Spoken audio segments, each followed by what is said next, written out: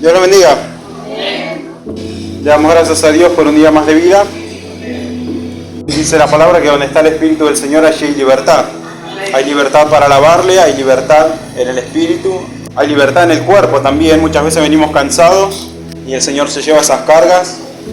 Desde el principio de las Escrituras hasta el final, sabemos que es el plan de redención de Dios para acercar nuevamente a la humanidad hacia Él, y que ese plan de redención se hizo carne a través de Jesucristo, que Él vino para librarnos de la condenación del pecado, resucitando al tercer día y ascendiendo a los cielos. Y hoy hemos visto la última vez que el fundamento del Evangelio es la resurrección de Cristo, porque no hay otro quien salve, dice la palabra, no hay otro nombre bajo el cielo dado a los hombres en quien podamos ser salvos. No hay ninguna religión que pueda presentar a otro Salvador. Solamente Jesucristo es el Salvador. Él nos salvó de la misma ira de Dios y de la condenación del pecado. Así que hoy vamos a ver qué es el pecado y cuál es el verdadero arrepentimiento de un creyente. Así como todos los profetas, Juan el Bautista, Jesús y los mismos apóstoles predicaron el Evangelio llamando al arrepentimiento. Sabemos que cada pecador, sea cual sea la situación, al fin y al cabo tiene una muy alta autoestima, porque algunos creen que por sus propias obras pueden obtener vida eterna. Aquel que no reconoce que necesita un Salvador es porque se cree autosuficiente. La incredulidad es el primer pecado. Nadie va a ser salvo nunca por sus obras, sino por los méritos de Cristo, por lo que Él hizo por nosotros. Jehová miró desde los cielos, dice en Salmos, sobre los hijos de los hombres para ver si había algún entendido que buscara a Dios. Todos se desviaron, a una se han corrompido, no hay quien haga lo bueno, no hay ni siquiera uno. Un pecado que cometemos contra un Dios santo, justo y eterno merece una condenación eterna. Pero por eso Cristo vino para darnos vida eterna, salvándonos de esa condenación del pecado. El justo murió por los injustos. Las Escrituras nos aconsejan examinarnos a nosotros mismos para que podamos ser testimonios para el mundo. El apóstol Pablo escribió que somos cartas leídas por el mundo y nosotros somos cartas conocidas por los hombres, siendo luz de Cristo. Puede ir buscando en el libro de los Hechos, el capítulo 17, vamos a ver que Pablo les predica a los griegos. Seguramente tenemos ocasiones en las que podamos escuchar que algún hombre o mujer dice que no tienen pecado, pero la palabra dice que si decimos que no tenemos pecado, nos engañamos a nosotros mismos y hacemos a Dios mentiroso. También dice, sea Dios veraz y todo hombre mentiroso, y claramente la mentira es un pecado. Una de las cosas que vamos a ver son algunos pecados que muchas veces cometemos sin saber que son pecados, o que quizás sabemos que son pecados, pero para nosotros no tienen importancia, pero para Dios sí. Hechos capítulo 17, vemos en el versículo 16 la predicación de Pablo a los griegos. Mientras Pablo los esperaba en Atenas, su espíritu se enardecía viendo la ciudad entregada a la idolatría. En el versículo 22, Pablo sigue predicando y dice que puesto en pie, en medio del Areópago, dijo: varones atenienses, en todo observo que sois muy religiosos, porque pasando y mirando vuestros santuarios, hallé también un altar en el cual estaba esta inscripción: al Dios no conocido. Al que vosotros adoráis, pues, sin conocerle, es a quien yo os anuncio. En este pasaje vemos que Pablo les predica a los griegos sobre el Dios no conocido. Ellos creían que existían seres divinos, pero los buscaban a su manera, a través de imágenes, incluso a través de invocación de espíritus. Y dice que se juntaban también para escuchar algo nuevo ahí en el Areópago. Y cuando Pablo les llevó algo nuevo para ellos, no le creyeron, porque él mencionó la resurrección de Cristo. Él expuso las Escrituras y les reveló que el verdadero Dios es Jesucristo, que Dios es el creador de los cielos y la tierra y redentor de la humanidad. En el versículo 30 vemos que Pablo termina su exposición llamándolos al arrepentimiento. Dice: pero Dios, habiendo pasado por alto los tiempos de esta ignorancia, ahora manda a todos los hombres en todo lugar que se arrepientan. Estos griegos que oyeron a Pablo rechazaron el Evangelio, pero algunos se unieron a él. Nosotros tenemos que predicar la palabra aunque solamente uno crea o aunque ninguno crea. Es responsabilidad de nosotros entregar la palabra. La incredulidad produce endurecimiento en el corazón del hombre, y el hombre de esa forma huye de la palabra de Dios y también del arrepentimiento. Romanos capítulo 1, versículo 18, dice: porque la ira de Dios se revela desde el cielo contra toda impiedad e injusticia de los hombres que detienen con injusticia la verdad, porque lo que de Dios se conoce les es manifiesto, pues Dios se lo manifestó, porque las cosas invisibles de Él, su eterno poder y deidad, se hacen claramente visibles desde la creación del mundo, siendo entendidas por medio de las cosas hechas, de modo que no tienen excusa. Pues habiendo conocido a Dios, no le glorificaron como a Dios, ni le dieron gracias, sino que se envanecieron en sus razonamientos y su necio corazón fue entenebrecido. El endurecimiento del corazón es producto de no creer en Dios. Por eso Dios primero lo que tiene que hacer es cambiar el corazón cuando se entrega la palabra, porque Él dice: quitaré el corazón de piedra y pondré un corazón de carne para que cumplan mis mandamientos.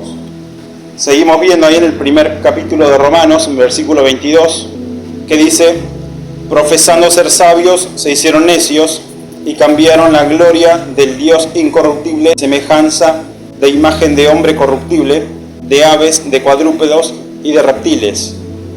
La idolatría es producto de no creer en Dios. La palabra dice que todos hemos estado muertos en delitos y pecados antes de conocer el Evangelio. Vemos que en los versículos 26 y 27 están las consecuencias, que dice que Dios los entregó a pasiones vergonzosas, pues aún sus mujeres cambiaron el uso natural por el que es contra naturaleza. Esa expresión, que Dios los entregó, significa que Dios los dejó que siguieran haciendo lo que quisieran. Y en el versículo 32 también dice que quienes, habiendo entendido el juicio de Dios, que los que practican tales cosas son dignos de muerte, no solo las hacen, sino que también se complacen con los que las practican. No solo el pecador es el digno de muerte, dice ahí el apóstol Pablo, sino que también el que se complace con lo que hace el pecador. ¿Y cómo uno se complace con lo que hace el pecador? No advirtiéndole.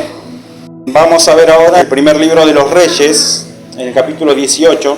Dios envió al profeta Elías a enfrentar a un rey, al rey Acab, que dejaba que su esposa matara a los profetas y que el pueblo de Dios fuera arrastrado a la idolatría. Por causa de la idolatría, en el capítulo 17 del primer libro de Reyes, Elías pronuncia la palabra de Dios diciendo: vive Jehová, Dios de Israel, en cuya presencia estoy, que no habrá lluvia ni rocío en estos años, sino por mi palabra. Una vez que Elías pronunciara de nuevo la palabra, iba a llover. No había cosechas y por lo tanto había hambre en la nación de Israel.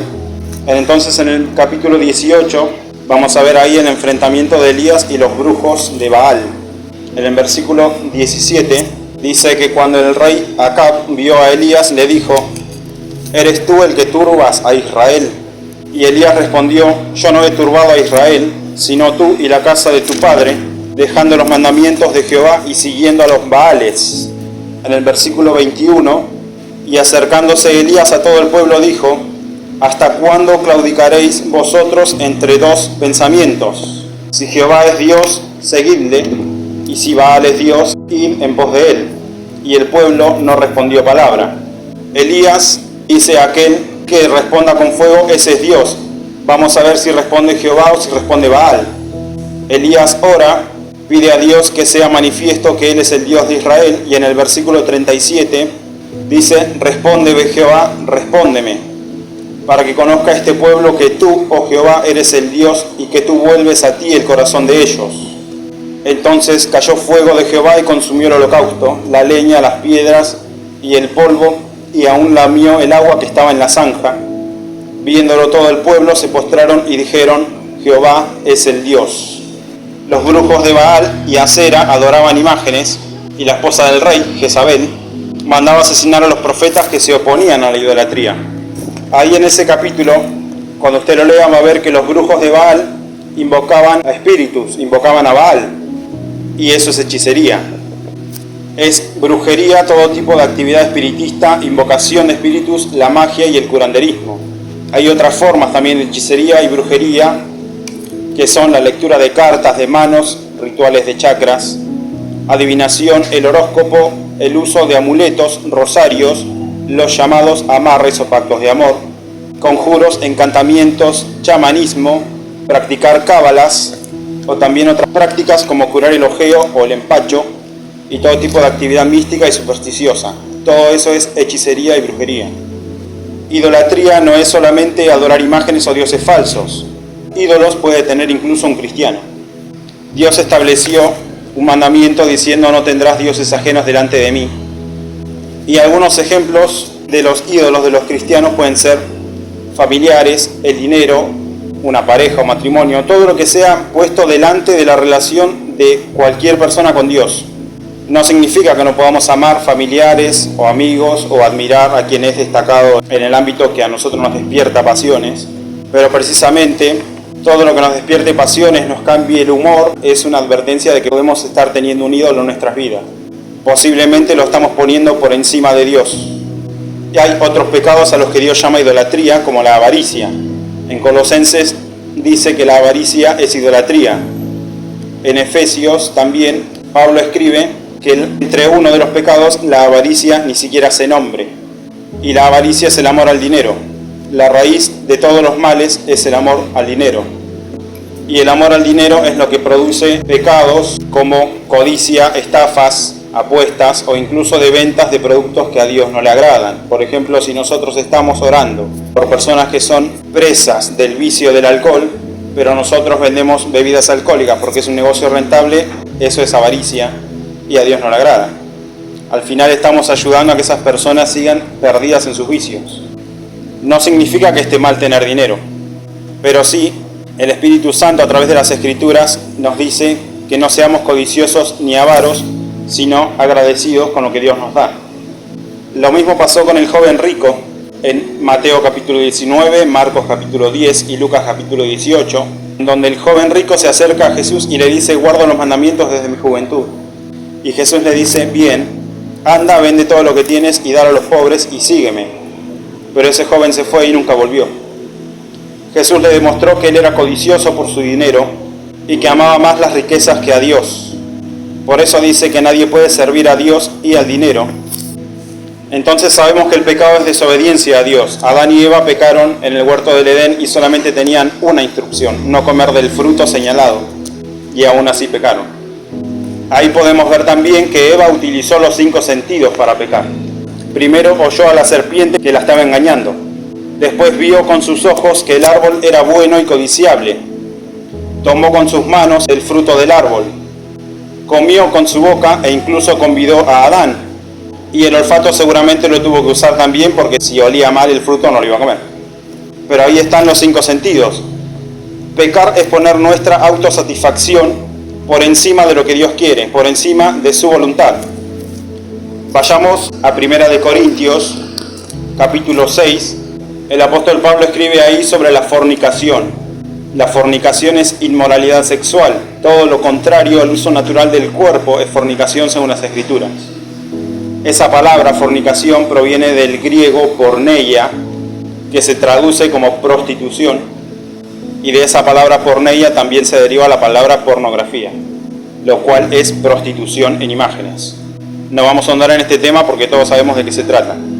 Pero sí vamos a mencionar que todo tipo de inmoralidad sexual incluye los pecados de adulterio, homosexualidad, orgías, incesto, pornografía, violación, lujuria, prostitución y todo uso contrario a la naturaleza del cuerpo o incluso la exaltación del cuerpo como promiscuidad.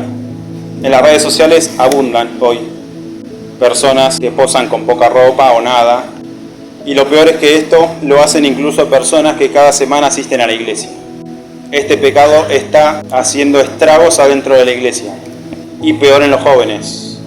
Con el uso de las redes sociales, las nuevas tecnologías de comunicación, es un pecado que está avanzando y avanzó ya adentro, diría, de todas las iglesias. Y todo esto es amistad con el mundo, porque es hacer lo mismo que el mundo hace. Y sabemos que el que se hace amigo del mundo se constituye en enemigo de Dios. Dice entonces el capítulo 6 de 1 Corintios, versículo 12: todas las cosas me son lícitas, mas no todas convienen. Todas las cosas me son lícitas, mas yo no me dejaré dominar de ninguna. Las viandas para el vientre y el vientre para las viandas, pero tanto al uno como a las otras destruirá Dios. Pero el cuerpo no es para la fornicación, sino para el Señor, y el Señor para el cuerpo. Y Dios, que levantó al Señor, también a nosotros nos levantará con su poder. ¿No sabéis que vuestros cuerpos son miembros de Cristo? ¿Quitaré pues los miembros de Cristo y los haré miembros de una ramera? De ningún modo. ¿O no sabéis que el que se une con una ramera es un cuerpo con ella? Porque dice, los dos serán una sola carne. Pero el que se une al Señor, un espíritu es con él. Huid de la fornicación. Cualquier otro pecado que el hombre cometa está fuera del cuerpo, mas el que fornica contra su propio cuerpo peca. ¿O ignoráis que vuestro cuerpo es templo del Espíritu Santo, el cual está en vosotros, el cual tenéis de Dios, y que no sois vuestros? Por esto mismo que estábamos hablando, un consejo para padres, abuelos, tíos y toda persona mayor responsable de niños: cuanto menos tiempo tenga un menor un celular en sus manos, mejor. Y si no tiene conexión a internet, también mejor. Porque el diablo va a usar todas las maneras posibles para infectar las mentes de ellos, porque incluso hay adultos que no pueden salir de esos vicios, porque termina siendo un vicio, una adicción. Muchos entran ahí por curiosidad y después no pueden salir. La mente humana es perversa y diabólica, y el diablo busca confundir a los niños ya incluso desde lo que se enseña de las escuelas, diciéndoles que pueden elegir ser niños o niñas, y no que acepten sus vidas, sus cuerpos como Dios los creó. Son pecados de los que muchísimas veces uno tiene que pedir ayuda a otros miembros de la iglesia, incluso al pastor. No tener vergüenza, no tener miedo de hablarlo, porque muchos quizás están hundidos en una adicción ahí y no saben cómo salir porque están batallando solos. Pero es importante que uno pueda ser alentado por los mismos hermanos, buscar las formas de bloquear todo ese tipo de puertas por donde después entra el diablo y hace estragos a través de una adicción de la que no pueden salir incluso personas muy mayores. Otro pecado que muchas veces cometemos y no sabemos, o sí sabemos, es el chisme y la murmuración. Vaya buscando el libro de Números, capítulo 12, mientras yo leo unos pasajes en Proverbios. Proverbios capítulo 20, versículo 19 dice que el que anda en chisme descubre el secreto. No te entremetas pues con el suelto de lengua. Proverbios 17, versículo 9, el que cubre la falta busca amistad, mas el que la divulga aparta al amigo. Eso también es un chisme, el que divulga una verdad que no le corresponde divulgar. El chismoso no necesariamente va a mentir. Puede exagerar algunas cosas, exagerar sí es mentir, pero el chismoso lo que hace es divulgar lo que no le corresponde divulgar. Por eso también Pablo escribe en 1 de Timoteo, capítulo 5, versículo 13, está hablando allí sobre las viudas jóvenes, que dice, también aprenden a ser ociosas, andando de casa en casa, y no solamente ociosas, sino también chismosas y entremetidas, hablando de lo que no debieran. Las personas chismosas son entremetidas, y la palabra ocioso se refiere a aquel que tiene tiempo de sobra. Y claro, ¿cómo no se va a andar enterando las cosas y después divulgarlas si tiene tiempo de sobra? El pecado de murmuración vemos entonces en el libro de Números, capítulo 12, vemos en el versículo 2, que María y Aarón se quejaron de Dios y de Moisés. Versículo 2 dice, dijeron, solamente por Moisés ha hablado Jehová, ¿no ha hablado también por nosotros? Y lo oyó Jehová. En el versículo 8, Dios les dijo, cara a cara hablaré con él, con Moisés, y claramente, y no por figuras, y verá la apariencia de Jehová. ¿Por qué pues no tuvisteis temor de hablar contra mi siervo Moisés? Lo mismo Santiago en el capítulo 4 de su carta dice, hermanos, no murmuréis los unos de los otros. El que murmura del hermano y juzga a su hermano, murmura de la ley y juzga a la ley. Pero si tú juzgas a la ley, no eres hacedor de la ley, sino juez. Nos ponemos en un papel que no nos corresponde. El pecado de murmuración es la queja, hablar contra el prójimo o incluso contra Dios. ¿Cuántos queremos una iglesia sin murmuración? Yo creo que todos levantaríamos la mano. Bueno, entonces el Señor nos aconseja que dejemos de murmurar. No hacer lo que no queremos que nos hagan. Esa es la regla de oro que enseñó Jesús. Y si lo hacen, bueno, cada uno se arreglará con el Señor. Muchas veces nos quejamos de situaciones propias, las de un hermano, de nuestros familiares o incluso del gobierno. El apóstol Pablo le escribió a Timoteo que debemos orar por las autoridades, hacer rogativas, peticiones, oraciones por todos los hombres, por los reyes, por los que están en eminencia, porque esto es bueno y agradable delante de nuestro Dios, el cual quiere que todos los hombres sean salvos y vengan al conocimiento de la verdad. No significa que no podamos quejarnos de las injusticias que se viven, pero sabemos que la injusticia es producto de la dureza del corazón del hombre. Nuestra obligación y misión como iglesia es orar por todos los hombres, para que Dios obre en el corazón de cada habitante y cada funcionario del gobierno, incluso del presidente. Vemos una última mención sobre un pecado muy común en Mateo capítulo 18. Vamos a ver ahí que el Señor Jesús habla sobre la falta de perdón. A veces se puede entender porque a quién le gustaría estar en boca de los demás o que hablen mentira contra nosotros o que alguien nos ofenda con alguna actitud. Pero precisamente por esto el apóstol Santiago en su carta escribió: confesaos vuestras faltas unos a otros para que seáis sanados. Muchos toman este versículo para justificar la confesión delante de un sacerdote o un ministro, pero resulta que no es lo que está diciendo el apóstol Santiago ahí, sino que está diciendo: confesaos las ofensas unos a otros. El que cometió una ofensa contra el ofendido, ellos son los que tienen que confesar. Confesaos vuestras ofensas, orad unos por los otros para que seáis sanados. Vemos también que produce sanidad. ¿Y dónde? En el corazón. Aquel que no pide perdón tiene una carga muy grande en su corazón. Entonces vamos a ver ahora en el capítulo 18 de Mateo qué es lo que pasa cuando nosotros no somos quienes cometimos la falta, sino que la cometió otra persona contra nosotros. Mateo capítulo 18, versículo 15, Jesús dice: por tanto, si tu hermano peca contra ti, ve y repréndelo estando tú y él solos. Si te oyere, has ganado a tu hermano. Si alguien peca contra nosotros y nos enteramos, porque quizá fue de nuestras espaldas, debemos ir y decirle: hermano, sé que cometiste una falta contra mí, pongámonos a cuenta. Pero no para pelear o quedar enojados, sino para obedecer al Señor, perdonándonos unos a otros. En el versículo 16 dice: mas si no te oyere, toma aún contigo a uno o dos, para que en boca de 2 o 3 testigos conste toda palabra. Es decir, que si no se arrepiente, el Señor nos manda a que esa falta de arrepentimiento no quede entre el ofensor y el ofendido, sino en presencia de testigos. Si no, va a ser solamente la palabra de uno contra el otro. En el versículo 17, Jesús sigue diciendo: si no los oyere a ellos, a los testigos, dilo a la iglesia, y si no oyere a la iglesia, tenle por gentil y publicano. Si no se arrepiente delante de los testigos o no confiesa su falta, entonces debemos acudir al cuerpo de la iglesia, que son hermanos consejeros o hermanos maduros en la fe o incluso los pastores. Si no se arrepiente delante de ellos tampoco, entonces deja de estar en unidad con la congregación. Por eso dice: tenle por gentil y publicano. Jesús se está refiriendo a los casos que ocurren dentro de la iglesia para mantener la unidad del cuerpo de Cristo. En el versículo 20 Jesús dice: porque donde están 2 o 3 congregados en mi nombre, allí estoy yo en medio de ellos. Estamos viendo que este pasaje habla sobre la falta de perdón y sobre la confesión de las faltas. Es decir, que Jesús nos garantiza que Él es el reconciliador. No significa que Jesús esté diciendo que en toda reunión, así sea la más pequeña, Él está en medio nuestro. Es cierto eso, pero Jesús está en cada uno de nosotros. Entonces no tendría sentido decir: donde hay 2 o 3 yo estoy en medio, si Jesús ya está en medio de nosotros. Lo que está diciendo es que Él es el reconciliador de esas relaciones. Pedro, después de oír esto, le preguntó en el versículo 21: Señor, ¿cuántas veces perdonaré a mi hermano que peque contra mí? ¿Hasta 7? Jesús le dijo: no te digo hasta 7, sino aún hasta 70 veces 7. Pedro quería estar dispuesto a perdonar a aquel que lo ofendiera, pero Jesús le dijo: no lleves la cuenta, porque si llevas la cuenta no le estás perdonando. El perdón de Dios cubre multitud de faltas y nos pide a nosotros que hagamos lo mismo.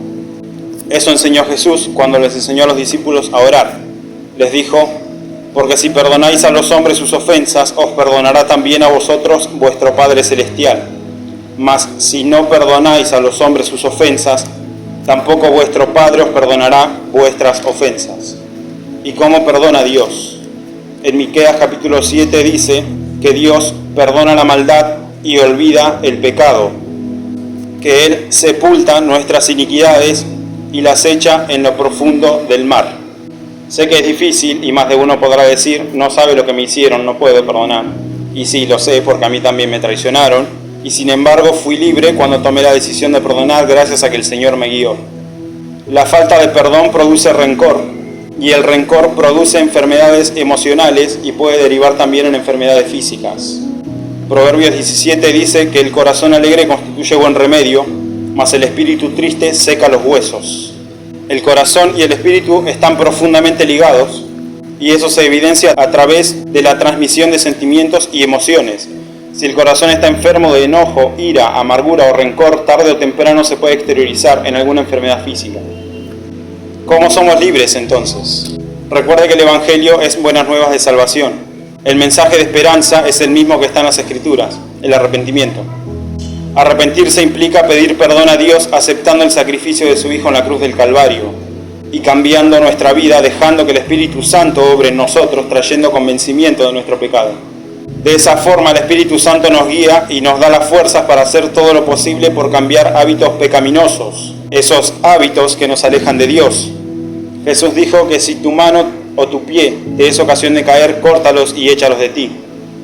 No significa que tengamos que mutilar nuestros cuerpos, sino que muchas veces vamos a tener que tomar decisiones muy drásticas para deshacernos de todo lo que nos hace mal, y lo que nos hace mal es el pecado. Jesús utiliza esa exageración para explicar la gravedad de las consecuencias del pecado que está muy arraigado en el corazón. Vamos a ser libres si como primer paso reconocemos que somos pecadores y como segundo paso lo confesamos a ese pecado pidiéndole perdón a Dios por haber desobedecido a su palabra. En la primera carta de Juan dice que si confesamos nuestros pecados, Él es fiel y justo para perdonar nuestros pecados y limpiarnos de toda maldad. Cristo es justo y Él nos libra y nos declara justos delante del Padre. Cuando una persona reconoce su necesidad de liberación es que comprende que vive en pecado. Y Jesús es el que puede darle esa libertad, porque Él dijo, si el Hijo os libertare, seréis verdaderamente libres.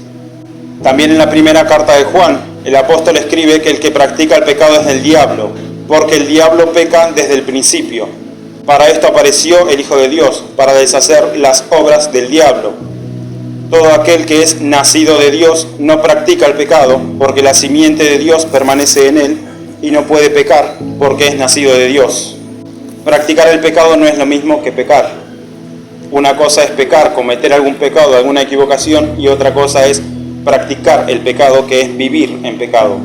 Aquel que vive en pecado es porque no se arrepintió y no ha nacido de Dios, tampoco ha sido regenerado por el Espíritu Santo. Por eso Jesús le dijo a Nicodemo, es necesario nacer de nuevo, porque el que no naciere de nuevo no puede ver el reino de Dios. Lo que es nacido del Espíritu, Espíritu es, pero lo que es nacido de la carne, carne es. Pablo afirma lo mismo, los que somos guiados por el Espíritu de Dios somos hijos de Dios. Jesús dijo que el Espíritu Santo nos va a guiar en el convencimiento de nuestros pecados, para que reconozcamos muy adentro nuestro cuáles son esas faltas de las que no nos hemos arrepentido. Segunda de Corintios dice que la tristeza que es según Dios produce arrepentimiento para salvación. Ese arrepentimiento nos produce tristeza y nos lleva a los pies de Cristo para pedirle perdón y entregarnos a Él. Por eso el apóstol Pablo escribe también que debemos llevar cautivo todo pensamiento a la obediencia de Cristo. El conocimiento de la ley de Dios es lo que nos va a revelar el pecado que hay en nosotros. Colosenses capítulo 3 dice que la palabra de Cristo more en abundancia en vosotros. Imaginemos que en aquella época no había Biblias. Cuando el apóstol dice que la palabra more en abundancia en vosotros, está diciendo que debemos meditar en la palabra, que debemos meditar en lo que hemos escuchado de parte de Dios, en las predicaciones expositivas. Incluso los ministros o predicadores debemos conocer bien las Escrituras antes de exponerlas, porque podemos guiar a alguien a la confusión. Pero por eso debemos leer y escudriñar las Escrituras para que todos seamos edificados unos a otros. Algunas veces vamos a cometer errores, pero siempre va a haber hermanos que nos van a decir, mira hermano, me parece que esto no es así. Pero por eso es necesario leer las Escrituras, porque de esa forma también vamos a conocer si lo que sale de la boca de un predicador o de un pastor viene de parte de Dios o si son doctrinas de hombres, incluso doctrinas de demonios, así la llama Pablo, que muchas doctrinas de demonios van a ir entrando en las iglesias y al día de hoy ya entraron un montón. Hay muchos lugares en donde hay muchísima exposición en la música, bajas luces, mensajes motivacionales, en donde le dicen todo el tiempo, todo lo puedes en Cristo que te fortalece, así que andá y pegale a aquel, total lo vas a ganar. Ese no es el mensaje del Evangelio. Algunos quizás ponen, todo lo puedo en Cristo que me fortalece, una foto frente al espejo haciéndose el Sansón, pero no es lo que significa ese versículo. Ese tipo de cosas son los que se están enseñando en muchos lugares que dicen ser iglesias. Por eso debemos exponer nuestras vidas a la luz de las Escrituras. La luz es Cristo, y Cristo nos pide que seamos luz en el mundo. Santiago también dice que debemos ser hacedores de la palabra y no solamente oidores. Lo mismo, aquella mujer que había sido sorprendida en adulterio y que estaba por ser apedreada, Jesús le dijo, vete y no peques más. El arrepentimiento es precisamente eso, no pecar más. Tener el convencimiento para saber que debemos dejar de pecar. El apóstol Pablo escribió en Efesios, despojaos del viejo hombre. Eso es una instrucción de parte de Dios, es algo que nosotros debemos hacer. Renovaos en el espíritu de vuestra mente, vestidos del nuevo hombre, creados según Dios en la justicia y santidad de la verdad. Por lo cual, desechando la mentira, hablad verdad cada uno con su prójimo, porque somos miembros los unos de los otros. Airaos, pero no pequéis. No se ponga el sol sobre vuestro enojo, ni deis lugar al diablo. El que hurtaba, no hurte más, sino trabaje, haciendo con sus manos lo que es bueno, para que tenga que compartir con el que padece necesidad. Ninguna palabra corrompida salga de vuestra boca, sino la que sea buena para la necesaria edificación, a fin de dar gracia a los oyentes, y no contristéis al Espíritu Santo, con el cual fuisteis sellados para el día de la redención. Quítense de vosotros toda amargura, enojo, ira, gritería y maledicencia y toda malicia. Sed benignos unos con otros, misericordiosos, perdonándoos unos a otros, como Dios también os perdonó a vosotros en Cristo. Todas esas son instrucciones, son decisiones que nosotros debemos tomar. Cuando comprendemos que somos salvos por la gracia y no por obras nuestras, entonces obedecemos a Dios por la obra que Él ya hizo en nosotros. Sus mandamientos no son gravosos, escribe el apóstol Juan en una de sus cartas. Pero ¿por qué seguimos pecando entonces? Santiago escribe que cada uno es tentado cuando de su propia concupiscencia es atraído y seducido. No significa que siendo cristianos no vayamos a pecar más, pero sí el Señor nos llama a la santidad, seguir la paz con todos y la santidad sin la cual nadie verá al Señor. Pero resulta que cada vez se predica menos de la santidad, cada vez se predica menos sobre el arrepentimiento, sobre el pecado.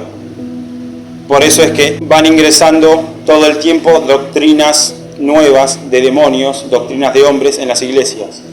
La obra del Espíritu Santo va a producir un fruto en nosotros. Dice la palabra que el deseo de la carne es contra el Espíritu y el del Espíritu es contra la carne. Y estos se oponen entre sí, para que no hagáis lo que queréis. Pero también el apóstol Pablo dijo, no hago lo que quiero, sino lo que aborrezco, eso hago. El querer el bien está en mí, pero no el hacerlo. El mal que no quiero, eso hago. Y reconoce que eso, lo malo que hacemos, es porque el pecado todavía mora en nosotros. Pero la voluntad de Dios es nuestra santificación. El mal va a seguir estando en nuestro cuerpo. Vamos a seguir pecando, pero nos debemos ir arrepintiendo. Cada vez vamos a pecar menos. Y el fruto que va a producir el Espíritu Santo en nosotros es amor, gozo, paz, paciencia, benignidad, bondad, fe, mansedumbre, templanza o dominio propio. Y Jesús también dijo que aquel que permanece en Él lleva mucho fruto. ¿Cuál es el fruto? Ese fruto del Espíritu Santo. Cuando nosotros le confesamos al Señor cuáles son nuestros pecados y verdaderamente nos arrepentimos, entonces el Espíritu Santo va a hacer una obra tremenda en cada uno de nosotros. Vamos a dejar una vida atrás, una vida mala, una vida llena de pecado, y aunque sigamos pecando a veces, vamos a ver cómo se mueve el poder de Dios en nuestras vidas. Hermanos, hermanas, recuerde esto, debemos arrepentirnos de nuestros pecados, creer en el mensaje del Evangelio y seguir la santidad, porque sin ella no vamos a poder ver al Señor. Dios los bendiga.